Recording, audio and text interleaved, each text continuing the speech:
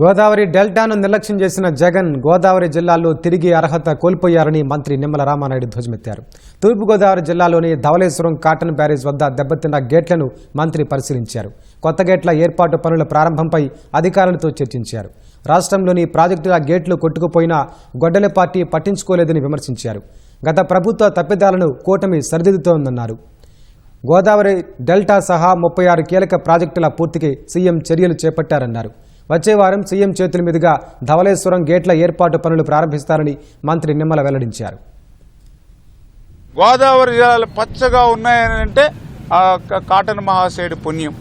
మరి అటువంటి కాటన్ మహాసేడు కట్టినటువంటి ఈ బ్యారేజీ ఈ యొక్క గేట్లు ప్రమాదభరితంగా ఉన్నాయి. ఆ రోజు జగన్మోహన్ రెడ్డికి అధికారులు హెచ్చరించారు. 5 సంవత్సరాల వేసమెత్తు కూడా ఈ యొక్క ధవళేశ్వరం బ్యారేజీ గేట్ల గురించి ఆలోచన చేయలే ఆ రోజు గొడ్డల పార్టీ. ఈవేళ లక్షలాది మంది ప్రజలు మంచినీళ్లు తాగుతున్నాము గోదావరి జిల్లాలో అంటే అది ధవళేశ్వరం బ్యారేజీ. అటువంటి ధవళేశ్వరం బ్యారేజీ గేట్లు ప్రమాదంగా ఉన్నాయని చెబితే చెవికెక్కనటువంటి జగను రేపు గోదావరి జిల్లాలో తిరిగేటువంటి అర్హత ఆయనకు ఉందా అని చెప్పి మేము ప్రశ్నిస్తూ ఉన్నాం. 2015లో ఈ గేట్లను బాగు చేసింది చంద్రబాబు నాయుడు గారే. మళ్ళీ 2026లో మిగిలిన బ్యాలెన్స్ గేట్లని మళ్ళీ కొత్తవి ఏర్పాటు చేస్తుంది చంద్రబాబు నాయుడు గారే. మరి మధ్యలో 5 సంవత్సరాలు ఈ గొడ్డల పార్టీ అధికారంలో ఉంది. ఈ యొక్క ధవళేశ్వరం బ్యారేజీకి ₹1 ఎందుకు కేటాయించాల? ఈవేళ గోదావరి జిల్లా ప్రజలకి ఈవేళ గొడ్డల పార్టీ నాయకుడు ఈవేళ క్షమాపణలు చెప్పవలసిన అవసరం ఉంది.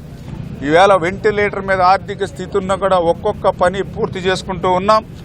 బ్యారేజీ గేట్ల మరి పునర్నిర్మాణాన్ని ఈ పనులన్నీ కూడా మరి 1 ఇయర్ లోపల కంప్లీట్ చేసి నెక్స్ట్ సీజన్ కల్లా గోదావరి జిల్లా రైతాంగానికి ఒక భద్రత, ఒక భరోసా కూటమి ప్రభుత్వం ఇవ్వాలని చెప్పి నిర్ణయించుకుంది. అందుకే ఈవేళ చంద్రబాబు నాయుడు గారు కూడా ఈ యొక్క నెక్స్ట్ వీక్లోనే ఈ యొక్క గేట్ల పునర్నిర్మాణ ప్రారంభం పనులు ప్రారంభిస్తారని చెప్పి కూడా మీ ద్వారా తెలియజేసుకుంటూ